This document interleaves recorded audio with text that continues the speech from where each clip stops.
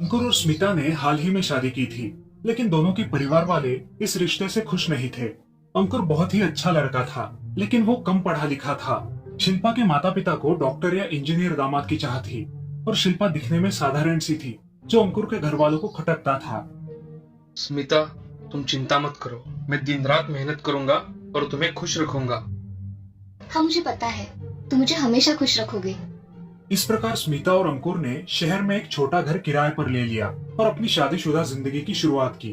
अंकुर एक कपड़े की दुकान में सेल्समैन का काम करता था और शिल्पा दिन भर घर के काम में जुटी रहती। दिन गुजर रहे थे। अंकुर और स्मिता एक दूसरे के साथ खुश थे।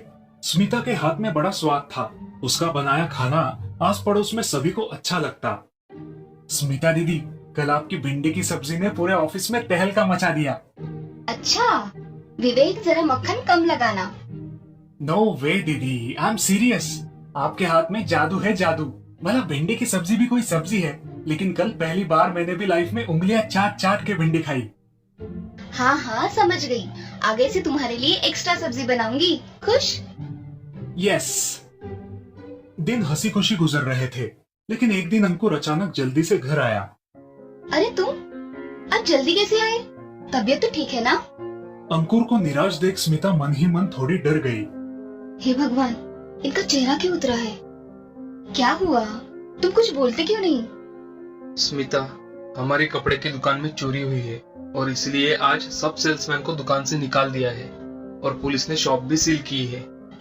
ओह, ये तो बहुत बुरा हुआ। लेकिन कोई बात नहीं, तुम दूसरा कोई काम देख लेना। 7-8 दिन का खर्चा निकले उतनी सेविंग की है मैंने। लेकिन पता नहीं अब कोई मुझे काम पे रखेगा भी या नहीं। ऐसा क्यों कह रहे हो? इसमें तुम्हारी क्या गलती है? हमारा शॉप बहुत पुराना और फेमस था। ये चोरी की खबर न्यूज़पेपर और टीवी पर भी आएगी, इसलिए वहाँ काम करने वालों को नया काम मिलना मुश्किल होगा। समझ गई। तुम टेंशन मत लो, कोशिश तो करो। दूसरे ही दिन से अंकुर नया काम ढूंढने लगता है, लेकिन उसका अंदाजा एकदम सही निकलता है। काफी जगह पर उसे साफ साफ ना बोला जाता है। ये सिलसिला कुछ दिन ऐसे ही चलता है और अंकुर की निराशा बढ़ने लगती है। घर में भी वो गुमसुम सा रहने लगता है। मुझसे इनकी हालत देखी नहीं जा रही। भगवान भी क्यों हमारी कठोर परीक्षा ले रहा है, पता नहीं। हमने कभी किसी का बुरा किया नहीं और न ही चाहा है। मैं इन्हें ऐसे हारते हुए नहीं देख सकती, पर मैं क्या करूं? ज्यादा पढ़ी लिखी भी नहीं हूँ। तभी विवेक वहां आता है। ओह, अंकुर भैया को क्या हुआ दीदी? सब ठीक है ना? है भी नहीं भी। स्मिता के निराश जवाब से विवेक उलझन में पड़ता है। दीदी क्या बात है? आप कुछ डिस्टर्ब लग रही हो। स्मिता विवेक को सारा हाल बयां करती है और विवेक सोच में पड़ता है। तो ये बात है। ठीक है, हम कुछ ना कुछ जरूर करेंगे। आप हिम्मत मत हारना। अंकुर का मूड अच्छा करने के लिए स्मिता उसे सैर सपाटे के लिए बाहर लेके जाती है और शाम को घर लौटने में उन्हें थोड़ी देरी होती है। अंकुर, हिम्मत मत हारो, मैं हूं ना तुम्हारे साथ। जब दोनों घर आते हैं, विवेक दौड़ा चला आता है। अरे दीदी, कहाँ थी आप? कब से आपका इंतजार कर रहा हूँ। क्या हुआ? सब ठीक है ना? बिल्कुल, आपके लिए एक गुड न्यूज है। विवेक की बात सुन के स्मिता का चेहरा चमक उठता है। ओ सच? क्या बात है? दीदी, आपके हाथ का खाना मेरे ऑफिस में बहुत लोगों को पसंद आता है। उनमें से कुछ लोगों ने मुझे टिफिन सर्विसेज के लिए पूछा है। विवेक की बात सुन के स्मिता उलझन में पड़ती है। Tiffin service? मैं कुछ समझी नहीं। दीदी, आपको रोज 5 डिब्बे मेरे ऑफिस में भेजने हैं। रोटी, सब्जी, चावल और दाल। ये लोग आपको महीने या हफ्ते के पैसे देंगे। मुझे यकीन है आपको इस काम से अच्छी आमदनी होगी। लेकिन क्या मैं ये काम अच्छे से कर पाऊंगी?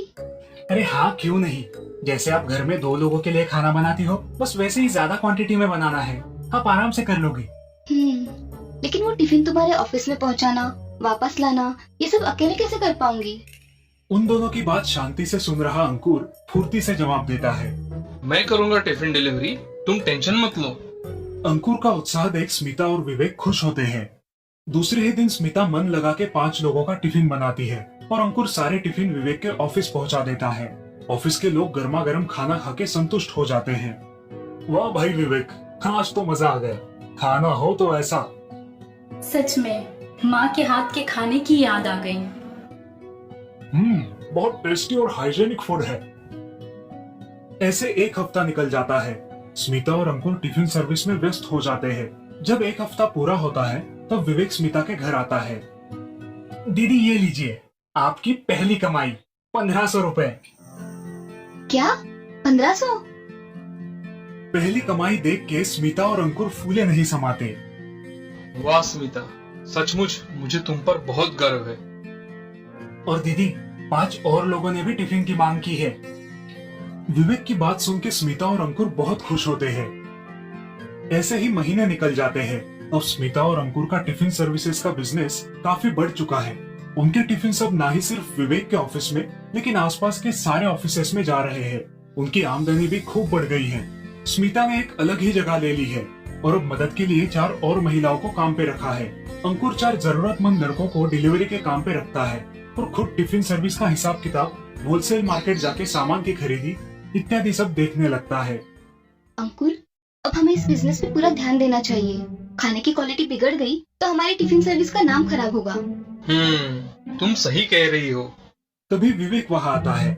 दीदी आप बस क्वालिटी पे ध्यान दो। आज से मैं आपकी टिफिन सर्विसेज की मार्केटिंग संभालूंगा। मैंने मेरी जॉब छोड़ दी है। विवेक की बात सुन के स्मिता और अंकुर चौंक जाते हैं। अरे ऐसा क्यों किया तुमने? अच्छी खासी नौकरी थी तुम्हारी। अंकुर भैया, आपने ये जो प्रोग्रेस की है वो सिर्फ 6 महीने का रिजल्ट है। अभी तो कितना सारा मार्केट कवर नहीं हुआ है। मेरे दिमाग में काफी सारे आइडियाज है। मुझे यकीन है मैं इस काम में ज्यादा प्रोग्रेस कर सकता हूँ और फास्ट भी। जैसे कि हम ऑनलाइन फूड ऑर्डर्स ले सकते हैं। हमारे अपने ऐप पर हम अपनी फूड चेन शुरू कर सकते हैं। मैंने तो नाम भी सोच के रखा है, माँ की रसोई। अरे वाह, बहुत अच्छा नाम है। हाँ सच, मेरे हाथों में उन्हीं का स्वाद उतरा है। विवेक नई टेक्नोलॉजी की सहायता से स्मिता का टिफिन सर्विसेज का बिजनेस नई ऊंचाइयों पर ले जाता है। ऐप के माध्यम से उनका बिजनेस खूब बढ़ता है। अब उनकी खुद की बड़ी फैक्ट्री खुलती है जहाँ सब एडवांस्ड रसोई है।